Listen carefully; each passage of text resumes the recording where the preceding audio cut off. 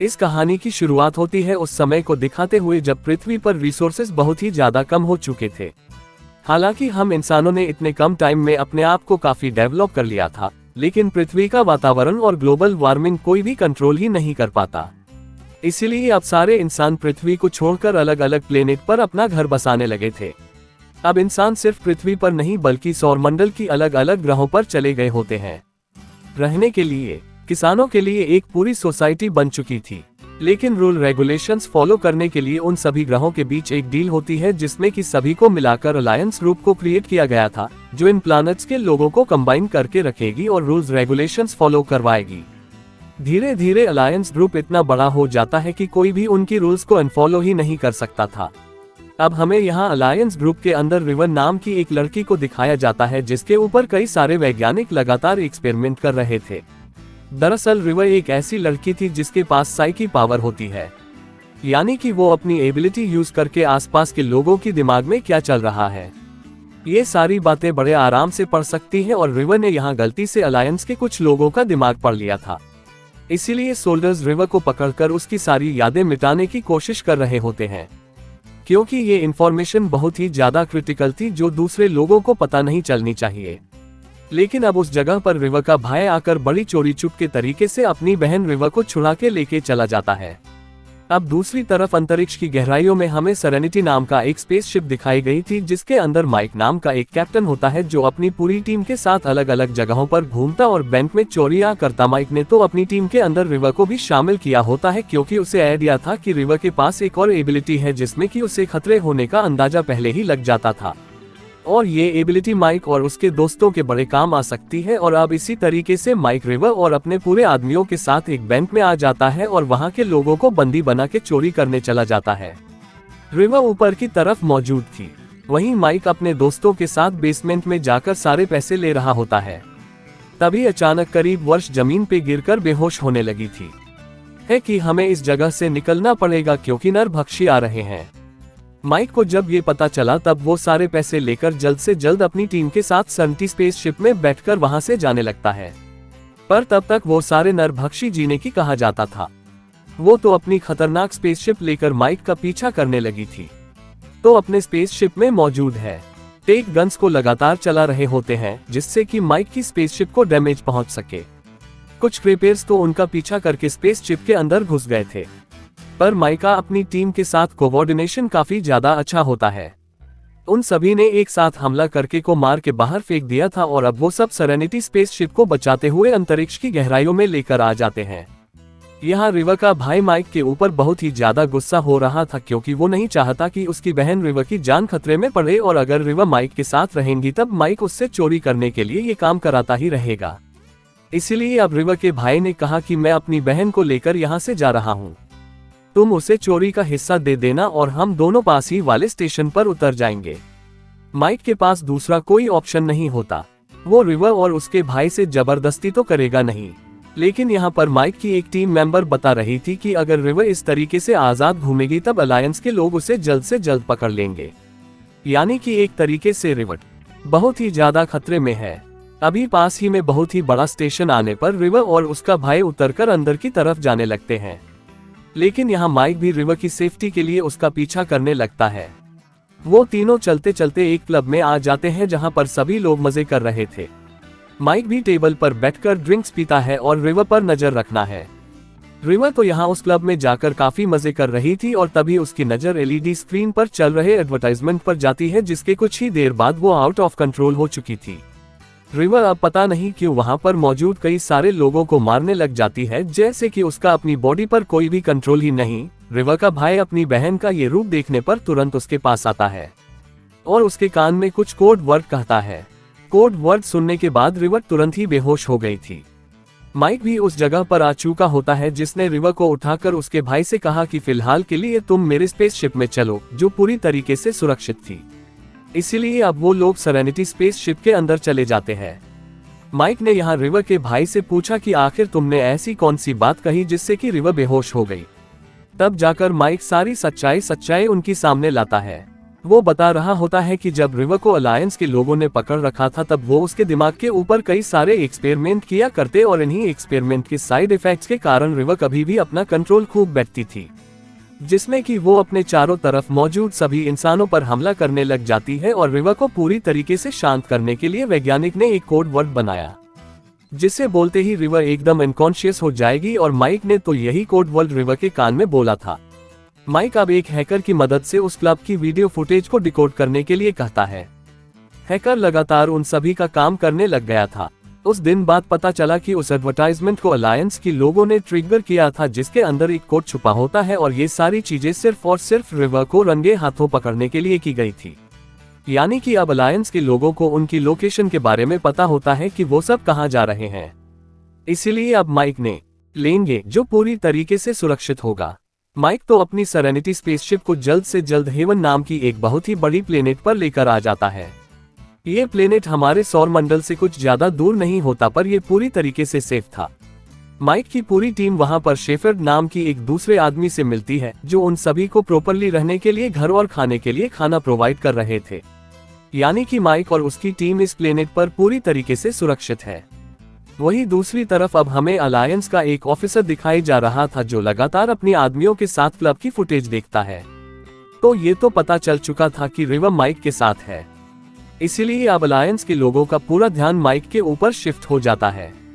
यहाँ haven planet पर mic को उसकी एक बहुत पुरानी फ्रेंड, जिसका नाम था, उसका वीडियो कॉल आता है, जो कह रही थी कि मुझे किसी भी हालत में तुमसे मिलना है। अब यहाँ माइक को शक हो गया था कि शायद से इन सारी चीजों के पीछे अलायंस के लोगों का कुछ चाल होगी, पर फिर भी उसे एक बार जाके चेक करना ही पड़ेगा, उसकी फ्रेंड मुसीबत में है कि नहीं। माइक तो अपना भेस बदल के इनारा के पास चला जाता है, पर शायद माइक का अंदाजा सही निकला। थोड़ी देर बाद वहां तुरंत अलायंस का ऑफिसर आ जाता है, जो माइक को पकड़कर उस पर हमला करने लगा था। माइक भी ऑफिसर को काफी टक्कर देता है, लेकिन ऑफिसर तो कुछ ज्यादा ही ताकतवर था। तभी इनारा ने माइक को बचाने के लिए वहां पर एक बड़ा ब्लास्ट किया, जिससे कि अलायंस के ऑफिसर और उसके आदमी डिस्ट्रैक्ट हो गए थे। इनारा माइक को लेकर जल्द से जल्द उस जगह से निकलकर सेरेनिटी स्पेसिफिक में आ जाती है। और अब माइक ने तो अपनी सेरेनिटी स्पेसशिप को लाइट की स्पीड से हेवन प्लेनेट की तरफ पहुंचा दिया था। माइक तो अलायंस के लोगों के जाल में फंसने से बाल बाल बचा था। अब यहाँ रिवर को कुछ अजीब तरीके के विजन आ रहे थे, जिसमें कि रिवर एक प्लेनेट को देख रही थी जहाँ के सारे लोग मारे जा चुके थे। वहाँ के रहीवासी तो पूरी तरीके से स्केलेटन बन चुके होते हैं। अब यहाँ माइक की टीम में से एक आदमी बहुत ही ज्यादा घबरा जाता है, क्योंकि उसे पता था कि जब तक रिवर उनके साथ है, अलायंस उनका पीछा छोड़ेगी नहीं। और अलायंस इतनी ज्यादा खतरनाक थी कि वो क्रिमिनल के साथ साथ उनकी बेगुनाह साथियों को भी मार देते थे। तो इसीलिए माइक का वो टीम मेंबर बहुत ही ज्यादा घबराकर डायरेक्टली चला गया था रिवर को मारने के लिए, क्योंकि ना तो रिवर रहेंगी और ना ही अलायंस उनका पीछा करेंगे। बट ये सारी बातें रिवर को पहले से पता थी, उसकी एबिलिटी के कारण। रिवर तो ऊपर की तरफ चुप गई होती है उस आदमी से बचने के लिए और अब अपनी प्रोटेक्शन के लिए रिवर ने उस आदमी के सर पर वार करके उसे रूम में बंद कर दिया। गोली चलने की आवाज सुनने पर माइक और उसके सभी साथी वहां पहुंच चुके थे, लेकिन वह दरवाजा पूरी तरीके से लॉक होता है, जिसके अंदर वही आदमी बेहोश पड़ा था।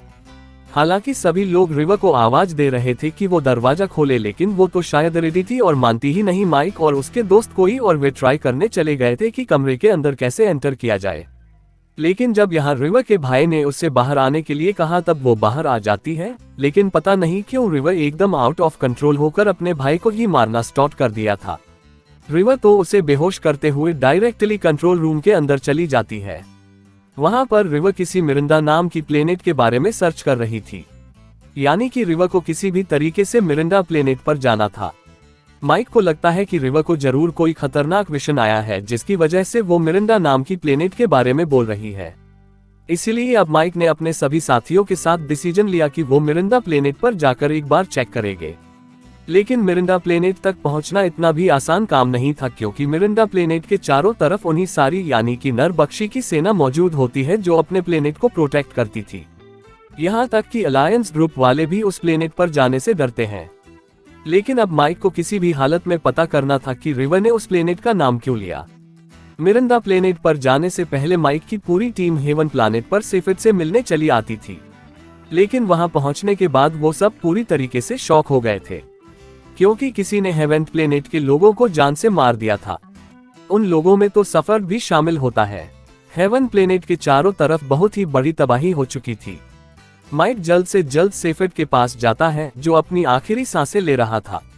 ने कहा कि तुम सभी के जाने के बाद अलायंस के ग्रुप वालों ने हमारे ऊपर हमला किया और सारे फैमिली मेंबर्स को खत्म कर दिया। माइक को तो अलायंस ग्रुप पर बहुत ही ज्यादा गुस्सा आ रहा था।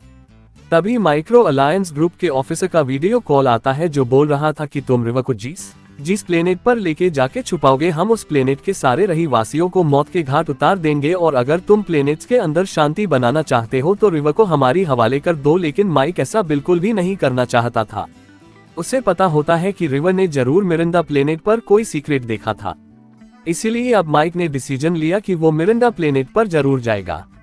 माइक जब अपनी ट्यून को मिरिंडा प्लेनेट पर जाने के लिए बुलवाने आया, तब ये शॉकिंग बात पता चलती है कि कोई भी टीम मेंबर माइक का इस मिशन में साथ देने के लिए रेडी नहीं है, क्योंकि वह सब अलायंस ग्रुप के लोगों से बहुत ही ज्यादा डर चुके थे। लेकिन यहाँ माइक ने सभी को समझाया कि मिरिंडा प्लेनेट पर जाने से हमें अलायंस की सीक्रेट के बारे में पता चल सकता है, और रिवर को तो इन सारी चीजों के विजन्स भी आए थे। बहुत ज्यादा समझाने के बाद आखिरकार माइक के बाकी टीममेट्स उसका साथ देने के लिए रेडी हो गया होते हैं। वो सब तो अब एक साथ मिलकर मिरिंडा प्लैनेट की तरफ निकल पड़े थे। मिरिंडा प्लेनेट पर जाने से पहले माइक की पूरी टीम ने सेरेनिटी स्पेसशिप को पूरी तरीके से चेंज कर दिया था। वो अपने स्पेसशिप को नरभक्षियों की स्पेसशिप जैसा कलर कर देते हैं, जिससे कि नरभक्षियों को पता ना चले कि वो वहां पर आ चुके हैं। अब कई घंटों तक अंतरिक्ष में ट्रैवल कर उसकी टीम अपनी स्पेसशिप लेकर धीरे धीरे आगे बढ़ रही थी। अच्छी बात यह होती है कि उन्होंने अपनी स्पेसशिप को ऐसा बना लिया था कि नरभक्षी उन पर ध्यान ही नहीं देते, इसीलिए वह सब नरभक्षियों से बचकर मिरिंडा प्लांट की तरफ चले जाते हैं। प्लेनेट पर लैंड होने के बाद माइक की टीम ये देखकर बहुत ही ज्यादा शॉक हो चुकी थी, क्योंकि इस प्लेनेट की रहीवासी भी किसी अनजान तरीके से मर चुके होते हैं। सभी की बॉडी एकदम से पतली होकर सिकुड़ गई थी। किसी को भी रीजन पता नहीं चलता कि आखिर इन लोगों की मौत हुई कैसे। उन्हें वहां की रहवासियों के बॉडी पर किसी भी तरीके के हमले का निशान दिखाई ही नहीं दे रहा था। ये वही सारे विजन्स होते हैं जिससे कि रिवर ने कुछ समय पहले देखा था। अब माइक की पूरी टीम एक लेबोरेटरी में आ जाती है, जहां पर एक वीडियो रिकॉर्डिंग प्ले करने पर लेडी का होलोग्राम ऑन होकर उन्हें कुछ बताने लगा था। वह लेडी कह रही थी कि सालों पहले अलायंस ग्रुप वाले हमारे प्लेनेट पर आकर कुछ एक्सपेरिमेंट कर रहे थे। हमारा प्लेनेट भी बाकी प्लेनेट की तरह एकदम हरा भरा हुआ करता था और सभी लोग काफी मजे से रहते थे। लेकिन अलायंस ग्रुप वालों ने एक एक्सपेरिमेंट के चलते पूरे प्लेनेट के ऊपर एक ऐसी अनोखी लिक्विड डाल दी जिससे कि लोगों के दिमाग का स्ट्रेस लेवल कम हो सके। लेकिन इस लिक्विड का प्लेनेट की रहीवासियों पर बहुत ही बुरा असर हुआ। लोगों के दिमाग पर ऐसा असर पड़ने के बाद वो काम करना ही बंद कर देते हैं। उनके मन से सारी इच्छाएं खत्म हो गई थी। उन लोगों ने अपनी जिंदगी जीने का सारा मोह त्याग दिया था। इस तरीके से हमारे प्लेनेट के 50 मिलियन लोग मारे गए और जो 5% लोग बच गए थे उसके ऊपर इस दवा ने कुछ अजीब तरीके से असर किया। वो सब काफी ज्यादा एग्रेसिव हो जाते हैं और उनकी बॉडी का स्ट्रक्चर भी चेंज होने लगा। ये 5% लोग और कोई नहीं बल्कि वही खतरनाक थे जो अब ब्रह्मांड में फैलकर आने जाने वाले लोगों को मार देते थे। माइक को ये भी समझ में आ जाता है कि शायद से रिवर ने अलायंस ग्रुप के लोगों का दिमाग पढ़ लिया था और उसमें यही सारी बातें छिपाई गई होंगी। इसीलिए रिवर उनका ये गहरा राज किसी और को ना बता दे, तभी अलायंस ग्रुप वाले रिवर को पकड़ने के लिए उसके पीछे लगे हुए हैं। अब अलायंस ग्रुप के इतने बड़े अपराध के कारण माइक ने डिसीजन लिया कि वो इस लेडी के सारे वीडियो फुटेज जो कि अलायंस ग्रुप के अगेंस्ट थे ब्रह्मांड में ब्रॉडकास्ट कर देगा, जिससे कि अलायंस ग्रुप का पर्दाफाश शो और सारी सच्चाई लोगों के सामने आए। माइक तो अपने हैकर को बोलकर ये सारे काम करवाने वाला था, लेकिन यहाँ हमें पता चला कि उस हैकर के पास अलायंस ग्रुप का ऑफिसर आ चुका है जो उससे माइक के बारे में सब कुछ पूछ रहा था। हैकर तो माइक को धोखा देते हुए अलायंस को ये कह रहा था कि मैं माइक का तुम्हें पता बता दूंगा, लेकिन इसके बदले मुझे काफी सारे पैसे चाहिए। का ऑफिसर इस बात से बहुत ही ज्यादा चिढ़ जाता है, इसीलिए उसने अपना वीपन निकालकर हैकर को जान से मार दिया था। ऑफिसर ने अब हैकर के सिस्टम की मदद से पता लगा लिया था कि माइक कहां पर मौजूद है, इसीलिए वो अपनी सेना लेकर उनकी तरफ बढ़ने लगा। वहां माइक अपनी पूरी टीम के साथ मिरिंडा प्लैनेट से निकल ही रहा होता है, पर तभी नरबकियों की सेना ने उन्हें देख लिया था जो लगातार उनके ऊपर हमला करने के लिए पीछा करने लगती है। माइक जल्द से जल्द अपनी स्पेसशिप को लेकर दूसरे प्लान की तरह बढ़ने लगा था और अब उनके ठीक सामने अलायंस ग्रुप के भी लोग मौजूद होते हैं। अलायंस ग्रुप वालों ने देखा कि सेरेनिटी स्पेसशिप के पीछे नरभक्षियों की सेना भी मौजूद है। इसीलिए अब माइक अपनी स्पेसशिप को अलायंस ग्रुप से बचाते हुए दूसरी तरफ निकलने की कोशिश कर रहा था, जिससे कि अब एक ऐसा सीन क्रिएट हो जाता है जहां नरभक्षी अलायंस की लोगों पर हमला करने लगे थे। क्योंकि वो नरभक्ति किसी की भी सगी नहीं होती, वो सामने आने वाले सभी को मार देते थे। हालांकि माइक इन सारी चीजों से बचता हुआ दूसरे प्लेनेट की तरफ निकल गया था जहां पर हैकर रहता है। लेकिन जब माइक हैकर की लेबोरेटरी में पहुंचा तब उसे पता चलता है कि हैकर मारा जा चुका है। साथ ही साथ हैकर की पूरी मशीन भी डिस्ट्रॉय हो चुकी थी। माइक समझ ही नहीं पाता कि आखिरकार वो इस मैसेज को गैलेक्सी में ब्रॉडकास्ट कैसे करेगा। तभी हैकर द्वारा बनाई गई एक फीमेल रोबोट माइक को ये बता रही होती है कि बेसमेंट में एक मशीन है जो वीडियो मैसेज ब्रॉडकास्ट करने की काम में आ सकती है। इसीलिए माइक तुरंत ही बेसमेंट की तरफ चला गया था। उस मशीन को यूज करने के लिए डरा देने वाली बात यह होती है कि अब अलायंस ग्रुप का ऑफिसर भी हैकर की लेबोरेटरी में आ चुका था, जिसने कि उस फीमेल रोबोट के मुंह से निकलने वाले मैसेज को सुन लिया होता है और अब वो तुरंत ही माइक के पीछे बेसमेंट में चला गया। यहाँ माइक की पूरी टीम भी लेबोरेटरी के अंदर जाने लगती है, लेकिन उन सभी के पीछे की एक बहुत ही बड़ी सेना लगी हुई थी जो लगातार उन सभी के ऊपर हमला कर रही होती है। रिवा का भाई एक डॉक्टर था, इसीलिए वो सारे घायल लोगों की ट्रीटमेंट कर रहा होता है। लेकिन रैपर्स चारों तरफ इतनी गोलियां चला रहे थे जिसमें से एक गोली डायरेक्टली आकर रिवा के भाई को लग जाती है। रिवा ये देखकर बहुत ही ज्यादा गुस्सा हो गई थी और अब तो वो एकदम आउट ऑफ कंट्रोल होकर अकेले ही चल पड़ी थी। उन सारे आदमखोरों को मारने के लिए यहाँ लेबोरेटरी में अब माइक और अलायंस ग्रुप के ऑफिसर के बीच एक घमासान लड़ाई चल रही थी, लेकिन यहाँ माइक पहली बार अलायंस ग्रुप के ऑफिसर के सामने डोमिनेट कर रहा था। माइक जब ऑफिसर से पहली बार हारा था तब उसने काफी ट्रेनिंग की उसके टेक्निक को समझने के लिए, इसीलिए माइक ऑफिसर को बेहोश करके तुरंत ही उस मशीन के पास आ जाता है जिसका यूज करके उसने लेडी के मैसेज को अंदर डाला और बटन दबाकर पूरी गैलेक्सी में ब्रॉडकास्ट कर दी। ये मैसेज मिला, भारी नरभक्षियों को मार दिया है। पृथ्वी रिवर के पीछे से दीवार तोड़ते हुए अलायंस की पूरी फौज आ चुकी थी। वो सब गन की मदद से माइक और उसकी टीम पर हमला करने ही जा रहे होते हैं। तभी उन सोल्जर्स को है कमांड से ऑर्डर मिलता है कि तुम इनमें से किसी को भी नहीं मारोगे। सभी लोगों को अलायंस ग्रुप की सच्चाई पता चल चुकी है, इसीलिए अब कोई भी प्लेनेट अलायंस ग्रुप के अंदर रहना नहीं चाहता। और इन सारी चीजों के बाद सभी प्लेनेट जो अलायंस ग्रुप के अंदर काम करते थे वो अलग अलग होकर इंडिविजुअल प्लान्स बन जाते हैं। यानी कि अब अलायंस ग्रुप का राज खत्म हो चुका है और वो किसी दूसरे प्लेनेट पर जोर जबरदस्ती नहीं कर सकता था। माइक और उसके टीम में भी पूरी तरीके से आजाद हो चुके थे। अपना सफर तय करने के लिए माइक तो अपनी सेरेनिटी स्पेसशिप को टीम में के साथ मिलकर ठीक करता है और निकल पड़ता है अपने नए मिशन के लिए। ताज्जुब की बात थी कि माइक की टीम में अब रिवर और उसका भाई भी शामिल हो गया था, जो माइक की अब हर काम में मदद करेंगे और इस तरीके से हमारी ये कहानी यहीं पर खत्म हो। टू व्यूअर, आपको यह स्टोरी कैसे लगी कमेंट सेक्शन में बताना भूलना मत। अगर आपको मेरा एक्सप्लेन है शाम 1% अच्छा लगा हो तो चैनल को लाइक शेयर एंड सब्सक्राइब करना ना भूले।